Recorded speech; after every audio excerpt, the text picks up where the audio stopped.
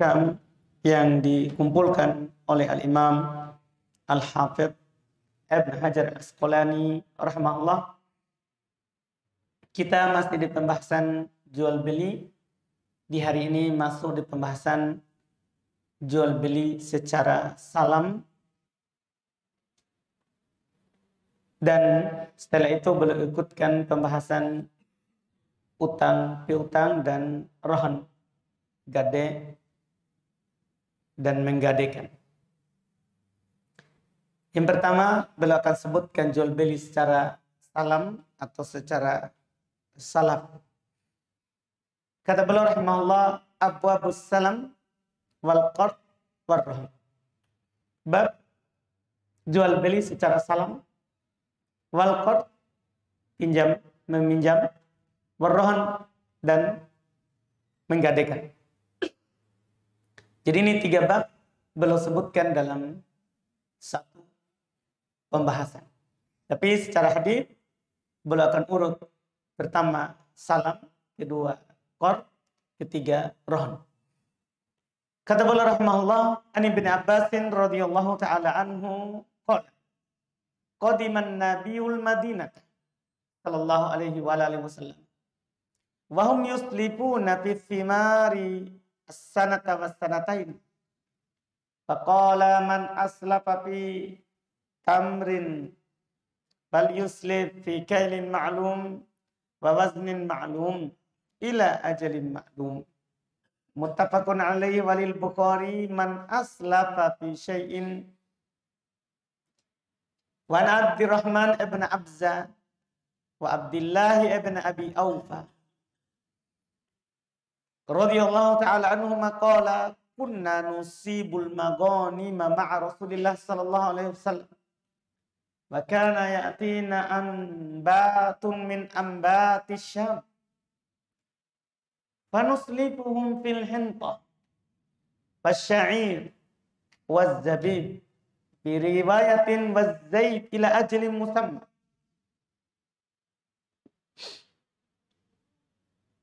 Wa kila akana lahum zar'un qala ma kunna nas'aluhum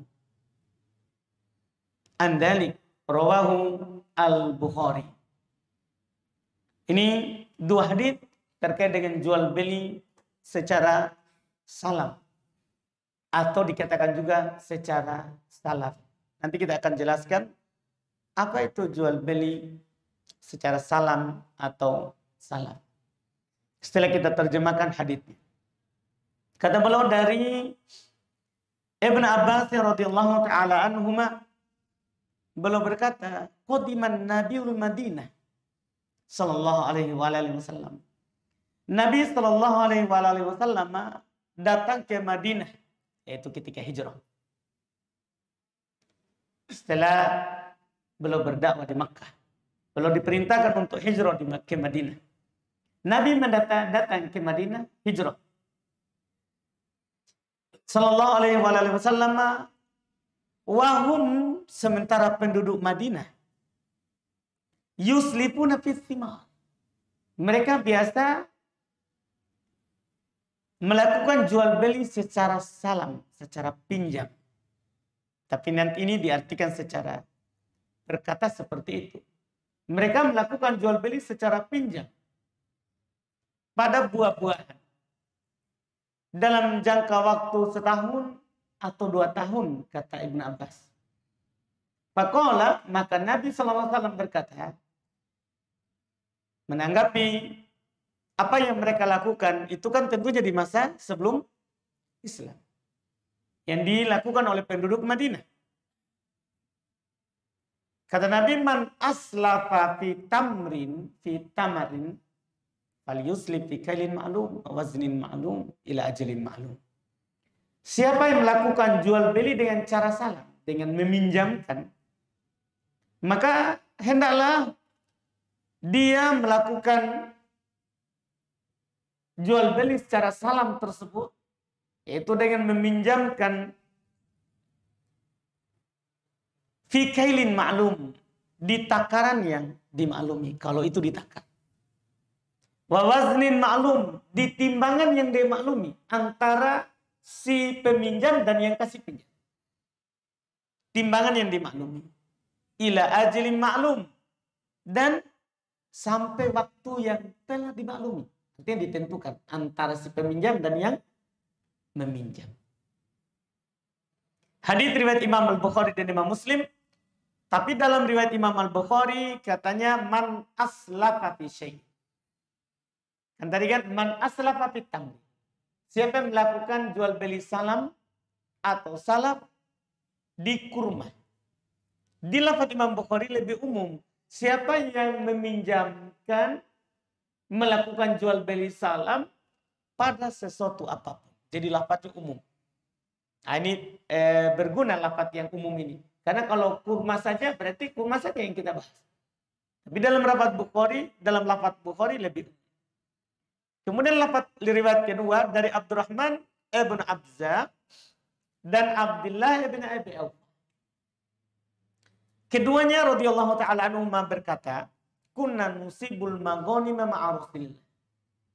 Adalah kami mendapatkan harta rampasan perang bersama Rasulullah. Ghanimah. Bersama Rasulullah. Wa kana yatina ambatun min ambatis Syam. Adalah biasanya datang kepada kami beberapa ambat, beberapa petani dari petani Syam. Fa nuslifuhum fi hintah. Ketika kami mendapatkan harta rampasan perang, datang petani dari Syam. Maka kami melakukan pinjaman kepada mereka dengan memberikan harta rampasan perang tadi untuk nanti dibayar pakai gandum. Kan penduduk Syam bertani gandum. Sementara penduduk Madinah kan bertani kurma. Iya, bertani kurma. Maka di sini mereka kasih harta rampasan perangnya tadi ke petani Syam. Supaya nanti kalau mereka panen, diberikan apa? Hasil panennya. Dengan nilai yang mereka tadi sudah sebutkan. Ini berlaku katanya pada gandum, syair, dan zabib. Zabib, kurma, anggur yang sudah dikeringkan. Kismis. Dalam satu riwayat, waszaid. Bahkan dalam satu riwayat dikatakan, dan juga minyak. Kan dari Syam, banyak minyak zaitun. Banyak dari sana. Jadi mereka melakukan salam ini di banyak hal. Gandum, anggur, kismis, dalam riwayat minyak. Ila ajalin musamma, sampai waktu yang telah ditentukan. Kila dikatakan akana lahum zar'un, apakah di saat akad itu mereka lagi bercocok tanam? Kenapa bisa mereka melakukan jual beli seperti itu? Padahal jual beli kan tidak boleh dijual yang belum dipunya. Kan begitu kan? Iya, yang belum dimiliki. Makanya ini di sini perawi hadis bertanya kepada yang membawakan hadis itu, apakah mereka waktu itu sedang ada tanaman yang dia tanam? Qala, kata Abdurrahman ibn Abza dan Abdullah ibn Abi Awf, ma kunna nas'alu. Kami tidak bertanya kepada penduduk Syam. Kalian lagi tanam nggak di sana? Karena ini kan jauh. Perjalanan kaki dari Madinah ke Syam. Iya, jauh. Perjalanan kaki. Kami tidak bertanya tentang itu. Jadi langsung saja. Kami kasih uang. Kami kasih harta rampasan perang. Ini kami mau. Tadi yang disebutkan. Kami mau yang kami sebutkan tadi. Gandum. Kismis. Terus ada minyak. Rawahul Bukhari. Ini dalam riwayat Imam Al-Bukhari. Dua hadis ini menunjukkan disyariatkan itu boleh jual beli secara salam. Dengan syarat sebentar kita akan sebutkan. Jual beli secara salam. Ini disyariatkan. Kenapa?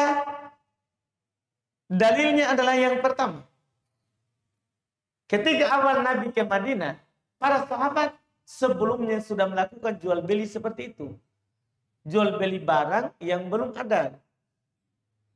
Yang belum ada tapi akan ada. Akan ada karena mereka ada tanaman. Ada kurma. Ada kurma. Mereka bayar tahun ini untuk diambil setahun kemudian. Diambil 2 tahun kemudian. Nabi membenarkannya. Cuma Nabi meletakkan syaratnya. Seandainya itu tidak boleh, maka Nabi pasti bilang, itu tidak boleh. Jual beli terlarang itu. Iya. Nabi kan melarang jual beli yang tidak punya, tidak dimiliki. Tidak boleh jual beli barang yang kita tidak miliki, kan begitu. Tapi sebentar akan disebutkan kenapa bisa ini boleh. Kenapa bisa ini dibolehkan. Jadi Nabi sekarang membenarkannya, tapi Nabi meletakkan syarat. Syaratnya nanti kita akan sebutkan sebentar. Yang jelas hadis pertama menunjukkan boleh. Ditambah lagi hadis kedua. Ini kan jauh dari masa hijrah. Karena ini sudah perang sekarang. Di awal Islam, Nabi di awal di Madinah tidak langsung perang. Memerangi orang kafir. Tidak. Banyak dulu sahabat kuat Islam, baru mulai berperang. Dalam menyebarkan Islam. Mereka dapat ghanimah. Datang penduduk Syam. Mereka bayar. Nanti hasilnya baru dibayarkan. Iya. Dengan ketentuan yang dia sebutkan. Sudah di waktu yang telah ditetapkan. Nah, ini 2 hadis ini menunjukkan bahwa boleh seorang itu jual beli salam. Apalagi ini masuk utang. Kan boleh orang berutang. Yang penting bisa dia bayar. Bisa dia bayar. Dan dia tulis. Dia tulis. Allah berfirman, "Idza tadayantum bidainin ila ajalin musamma faktubu." Apabila kalian melakukan utang, saling berutang dengan sebuah utang, sampai waktu yang telah ditetapkan, ini mengisyaratkan, harus ada waktunya. Harus ada waktunya. Maka tulislah. Nah, itu syaratnya di sini. Tulis. Jadi itu tadi nanti itu, yang syarat yang disebut oleh Nabi tadi itu, kalau ditakar, takarannya harus jelas. Kalau ditimbang, timbangannya harus jelas. Terus, waktunya harus jelas. Ini semua ini ditulis. Sekian takarannya. Sekian timbangannya kalau ditimbang. Ini kalau ditimbang. Kata para ulama, kalau tidak ditimbang, tidak ditakar, tapi di meter. Sekian meterannya. Harus semua ditulis. Waktunya ditulis. Waktu penyerahannya, tanggal sekian, atau bulan sekian, tahun sekian, tanggalnya ditulis. Iya, ditulis. Apakah pakai bulan Hijriah atau pakai bulan yang dikenal di kita. Yang penting waktu malu. Oleh 2 ini. Kenapa harus? Karena bahaya ini. Ini banyak barangnya, masalahnya tidak ada. Barangnya tidak. Iya. Ini dibolehkan berdasarkan tadi ayat. Dengan syarat. Dengan syarat. Seperti yang disebut oleh Nabi. Dia menyebutkan barang apa. Barangnya jelas. Barangnya jelas. Kalau itu yang ditakar, barang yang mau ditakar itu apa? Yang mau dibeli itu secara salam. Iya. Harus jelas. Dijelaskan dengan apa? Dengan sifatnya. Dengan sifatnya. Saya mau gandum misalnya. Dengan sifat yang begini. Iya. Dia sebutkan sifatnya. Kalau pakaian, disebutkan warnanya. Disebutkan warnanya. Iya. Dan ini syarat disepakati. Supaya nanti kan jelas yang mau dibayarkan. Ini syarat pertama. Dengan syarat ini, karena penyebutan sifat, para ulama membedakan mengeluarkannya dari jual beli barang yang tidak dipunya. Kalau jual beli barang yang tidak dimiliki, dia jual beli barang.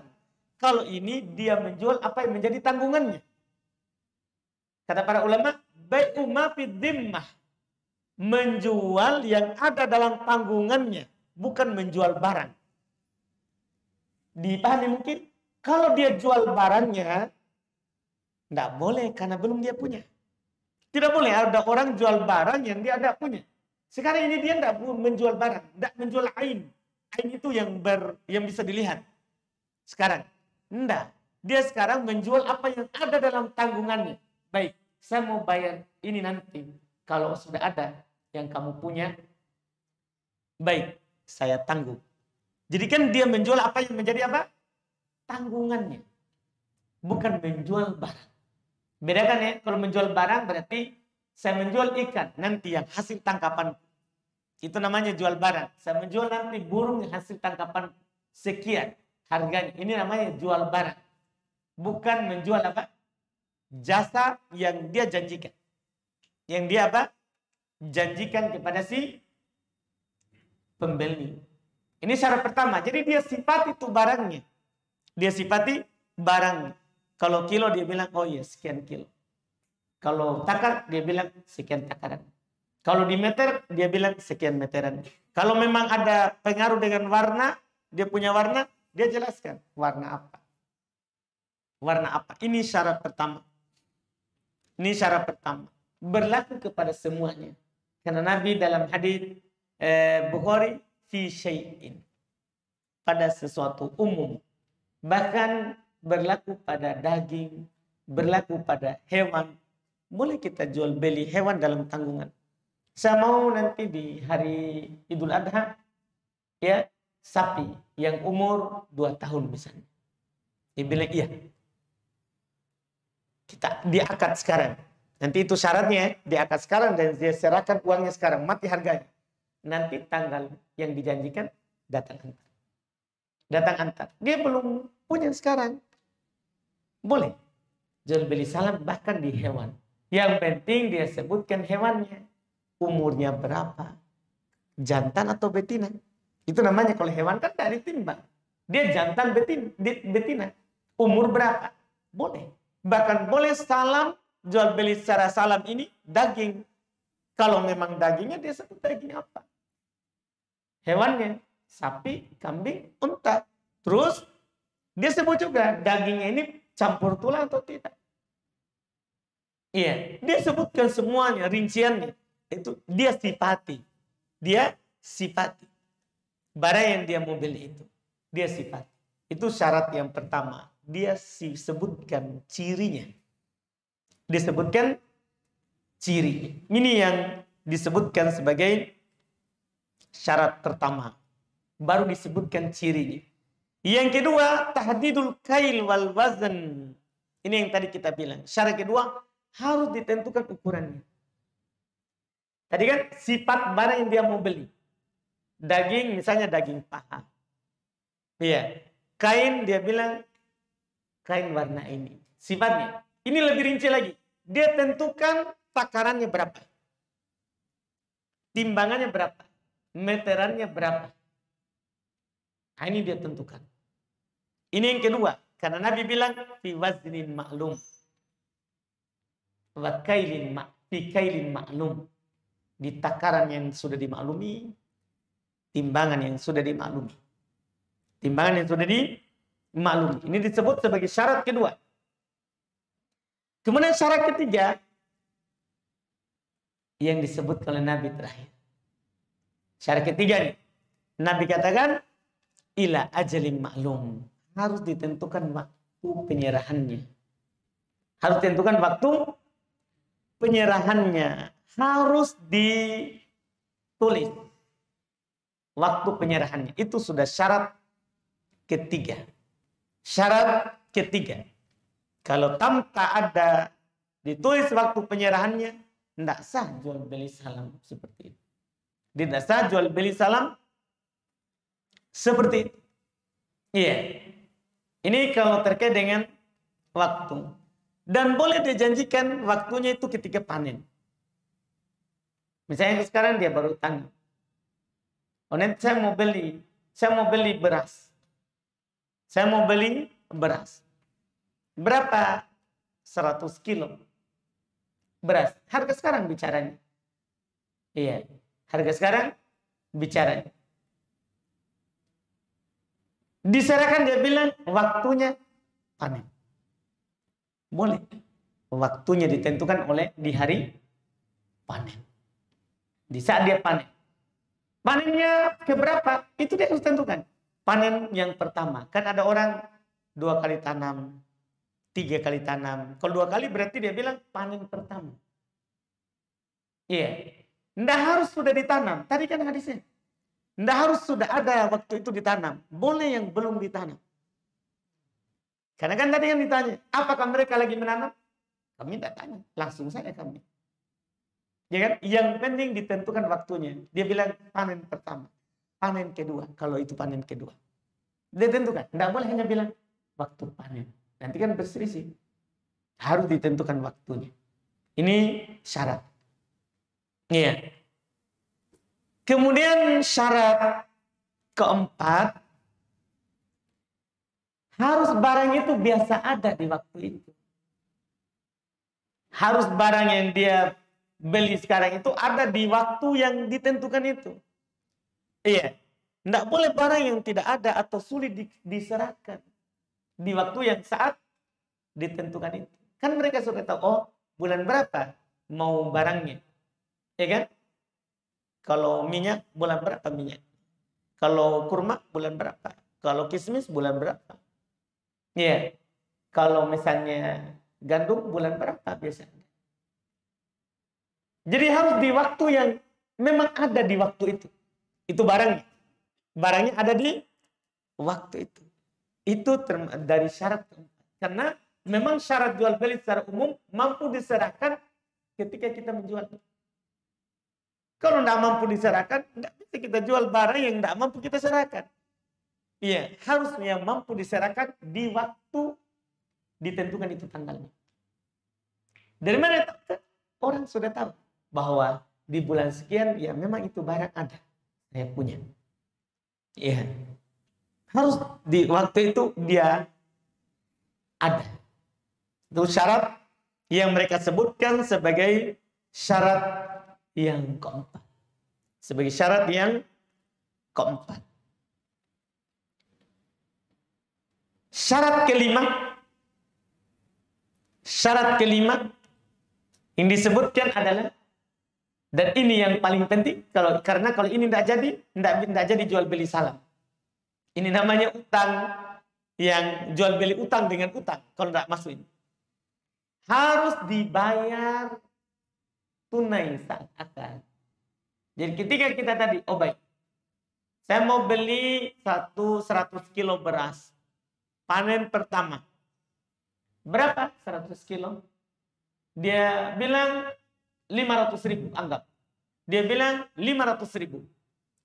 Saya kasih 500.000. Nanti dia kasih berasnya di panen pertama. Atau di panen kedua. Tergantung tadi waktunya. Jadi harus harganya itu dikasih sekarang. Kapan dia bilang, saya beli 100. Nanti saya bayar saat sudah panen. Itu bukan jual beli salam. Jual beli salam itu harus ada si pembeli ini, dia kasih harganya sekarang.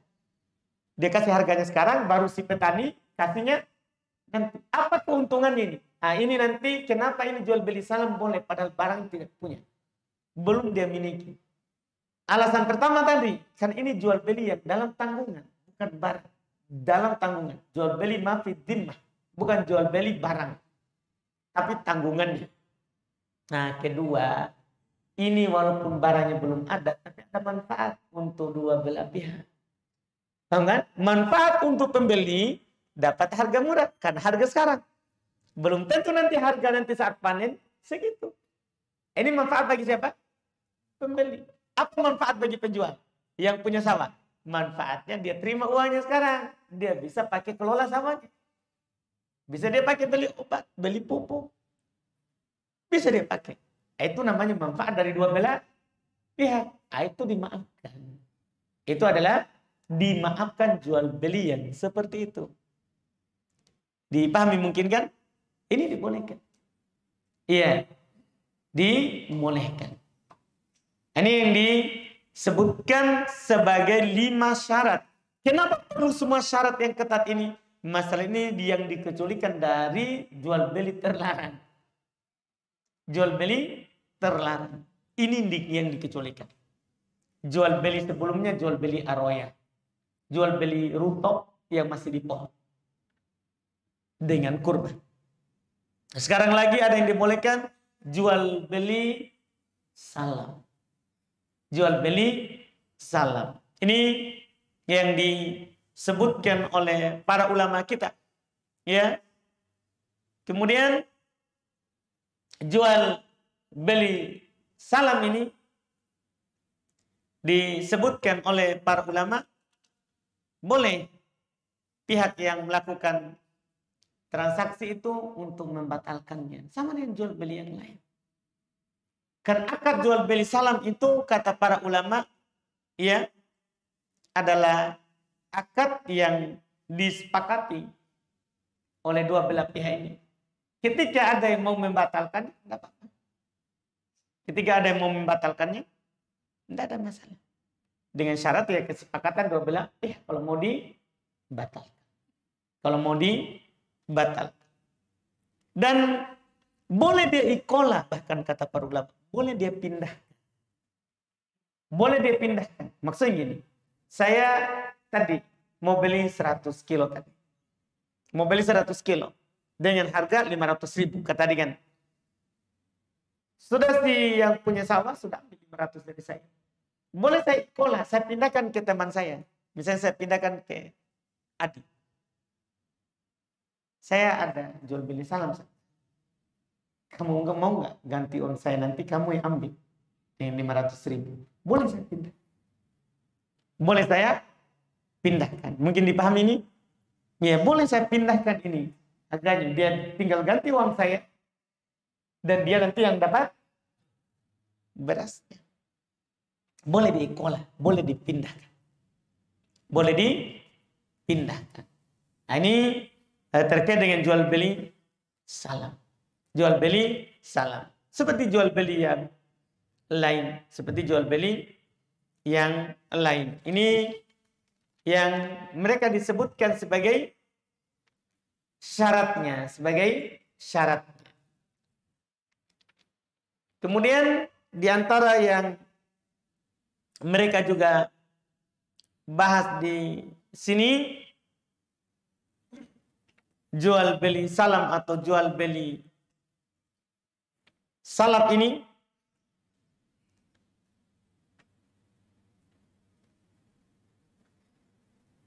adalah pembahasan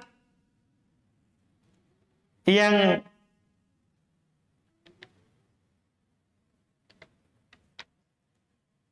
terkait dengan masalah cabang saja dari pembahasan syarat yang kita sebutkan tadi, yaitu kata mereka boleh enggak sebagian saja diserahkan harganya di majelis akad.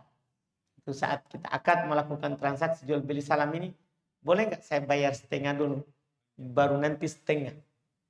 Iya. Nah kalau ini kan tadi sudah kita bilang syaratnya harus dikasih bayar di tempat. Sekarang bayar di tempat ini harus penuh atau sebagian. Atau sebagian. Nah, kalau ini diperselisihkan oleh para ulama terkait dengan bayar sebagian. Kan harus ada akad. Kemudian diserahkan harganya. Boleh nggak dibayar sebagian? Nah, ini dikatakan oleh para ulama rahimahumullah. Di antara mereka ada yang mengatakan sah hal tersebut. Cuman kalau dia tidak bayar penuh sampai datang waktu yang ditentukan tadi untuk penyerahan, dia hanya berhak mendapatkan yang dia bayar. Tidak dapat utuh. Kalau sampai datang waktunya dia belum bayar juga, maka hanya berhak mendapatkan apa? Yang dia bayar saja. tidak berhak mendapat semuanya. Misal tadi, dia kan 500.000, 100 kilo. Ternyata dia hanya bayar dulu 250. 250. Sudah hanya 50 kilo. Itu yang disebutkan. Sebagian ulama seperti itu. Sebagian ulama seperti itu. Sah akadnya, dia mendapatkan apa yang dia bayar saja. Tapi sebagian ulama lain lagi, ya, seperti mungkin dari Al-Imam Ats-Tsauri dan yang lainnya, salam seperti itu tidak sah. Tidak sah jual beli salam yang seperti itu. Iya. Karena tadi kan sudah dibilang harus dibayar di tempat. Saat akad dia serahkan semua harganya. Ketika dia membayar sebagian, tidak sah. Tidak sah. Ini disebutkan oleh sebagian ulama, dia sebagai jual beli salam yang tidak sah. Boleh dia kembalikan uangnya. Karena dia tidak jadi bayar tadi. Tidak jadi bayar penuh. Dan dia tidak kasih berasnya. Dia tidak kasih beras. Karena di sini katanya bisa merugikan si pihak. Apa gunanya jual beli salam kalau tidak diserahkan seluruh uangnya? Seluruh yang dia pakai untuk membeli. Yang dia pakai untuk membeli. Memang ada perselisihan yang ketat di sini, tapi dipilih oleh Imam Syafi'i, Ahmad, dan Abu Hanifah adalah sah salamnya. Sah di situ. Karena kan kita juga tidak mengatakan dia kasih semuanya. Kan dia kasih kadarnya saja. Kadar yang dia sudah bayar. Intinya akadnya sah. Akadnya sah. Berarti dia serahkan tadi. Ini yang dipilih oleh Imam Syafi'i. Dan ini bagus karena mereka kan intinya sudah akad. Intinya sudah akad. Iya. Ini yang disebutkan. Masalah lain lagi. Di antara masalah tambahan juga. Dan ini bagus juga disebutkan. Apakah dipersyaratkan, ditentukan tempat menyerahannya? Misalnya kan kita akad di suatu tempat sampai petani. Apakah kita bilang ke petani syaratnya kamu bawa ke rumah saya? Ditentukan tempatnya. Karena nanti kan hanya takarannya harus jelas. Atau timbangannya harus jelas. Tanggalnya harus jelas. Tempatnya gimana? Kan tidak disinggung. Apakah kita persyaratkan tempat penyerahannya? Nah, ini juga diperselisihkan oleh para ulama rahimahullah. Sebagian ulama seperti Imam Malik dan madhab dari Imam Ahmad tidak perlu dipersyaratkan. Yang penting tanggalnya saja. Yang penting tanggalnya saja. Adapun tempatnya tidak. Iya. Ini pendapat Imam Ahmad, Imam Malik. Sementara ulama lain seperti Imam Syafi'i rahimahullah dan Abu Hanifah dipersyaratkan ta'yin, pemastian tempat penyerahannya. Apakah di sawah, di tempat si petani, atau di tempat si pembeli. Ini pendapat yang kedua. Dalil pendapat pertama tidak ada di hadis. Tidak ada di hadis penyebutan tempat. Kan cuma disebutkan paling terakhir adalah waktu yang dimaklumi. Tidak ada tempat yang dimaklumi. Itu dalil pendapat pertama. Itu dalil pendapat pertama. Sementara pendapat kedua yaitu Imam Syafi'i, demikian pula Abu Hanifah. Mereka bilang dipersyaratkan supaya tidak ada terjadi perselisihan. Kan ini masalahnya kan apalagi sampai setahun waktunya. Sampai 2 tahun waktunya. Iya kan? Iya. Supaya tidak ada nanti perselisihan. Ini sudah ada barangnya. Sudah siap diserahkan. Nanti kan bisa saja, kan saya suruh ke rumah. Bawa. Petani bilang, tidak ada persyaratan seperti itu. Kita hanya bilang, waktu yang telah ditentukan. Ini kan membuka perselisihan. Akan berselisih nanti di situ. Makanya dipersyaratkan, itu bagusnya ada. Supaya tidak ada perselisihan. Apalagi tempatnya berjauhan. Misalnya yang mau beli beras ini di Makassar. Sementara petaninya di mana? Sidrap. Misal. Ini kan kalau tidak ditentukan, serahkan di mana? Ke Makassar atau datang ambil di Sidrap? Kalau tidak ditentukan nanti ada niza. Ini alasan Imam Syafi'i.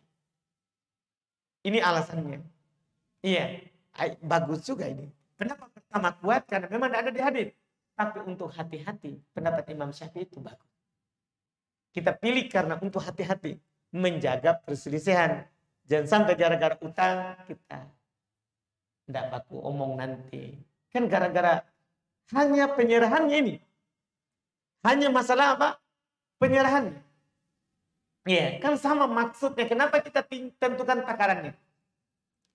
Kan supaya tidak berselisih. Kenapa kita tentukan timbangannya? Kan supaya tidak berselisih. Kenapa kita tentukan tanggalnya? Kan supaya tidak berselisih. Ini juga sama. Kenapa kita harus tentukan tempatnya?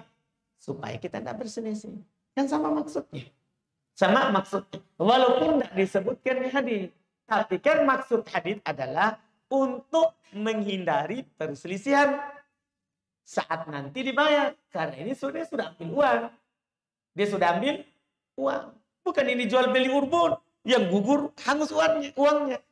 Jual beli urbun kan jual beli DP. Tanda jadi. Dia hanya kasih tanda jadi. Kalau jadi nanti saya akan datang bayar pun. Kalau tidak jadi ya saya tidak datang. Ini kan memang hangus uangnya. Ini masalahnya tidak hangus. Jual beli salam itu tidak hangus. Tidak hangus. Ini masalah. Ini nanti masalah. Nanti bisa bertikai sini bertahan. Lumayan juga biayanya lagi angkat dari Sidrap. Sewa mobil lagi. Mobilnya dari Makassar lagi. Kan masalah. Iya. Dia pikir hemat. Iya. Dia tetapkan lagi. Akhirnya makanya dari awal. Supaya nanti si petani sudah bisa pikirkan. Oh iya. Biaya mobilnya kan sekian. Ke Makassar. Bisa di harganya. Nah, ini bagus untuk hati-hati. Memang tidak ada dalil tadi. Di hadis tidak disinggung. Di hadis tidak disinggung syarat ini. Harus ditentukan tempatnya. Tapi bagus untuk hati-hati kita tetapkan. Bagus untuk hati-hati kita tetapkan. Ini alhamdulillah terkait dengan jual beli salam. Berikutnya adalah tentang pinjam meminjam, insya Allah di pertemuan yang akan datang, insya Allah. Ada pertanyaan, silakan.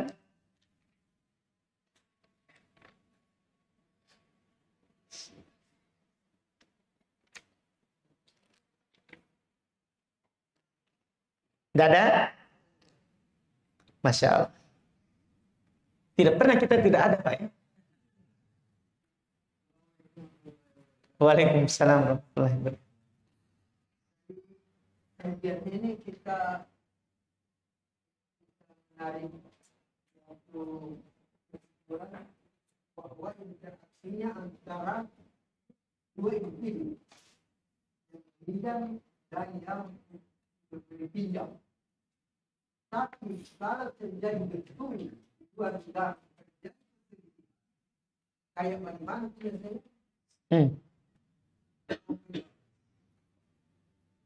Penyelesaiannya nanti terkait dengan juga dengan utang, piutang, Pak. Kalau tidak ada jaminan, nanti kan ada namanya dia berutang, dia punya jaminan yang dipegang. Nah, nanti akan dibahas lagi nanti di rohon, pegadaian, dan utang. Di pertemuan akan datang. Kan masih ada dua ini, masih ada hubungan.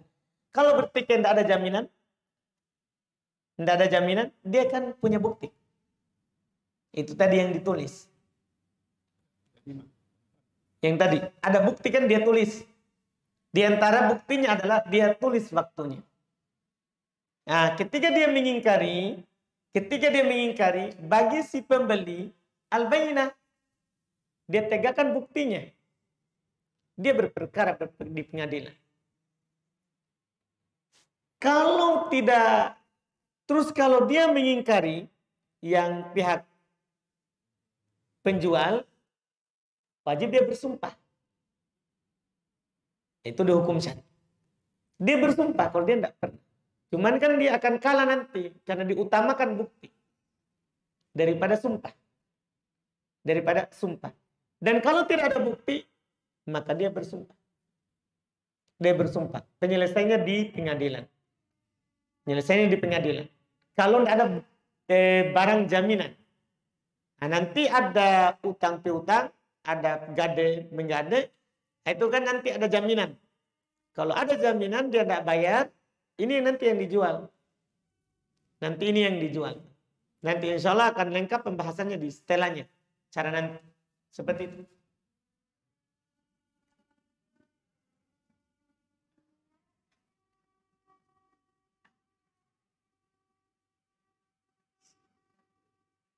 Sudah ada?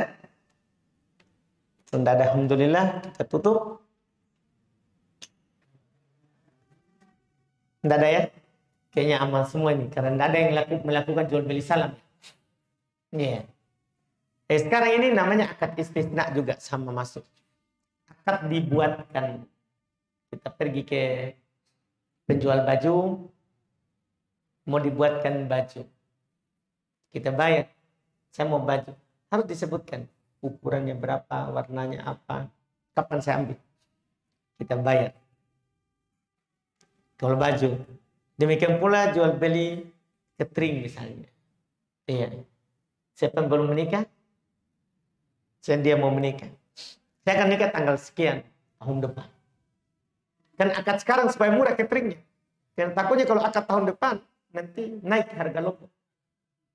Gitu. Jadi dia akad sekarang memang. Saya mau bulan sekian mau pesan makanan. Dia bilang, dia serahkan. Uangnya bayar. Nanti, tapi dia harus sebutkan ciri makanannya. Kalau ikan, sebutkan ikan, ayam, daging. Disebutkan juga masakannya. Masakan apa.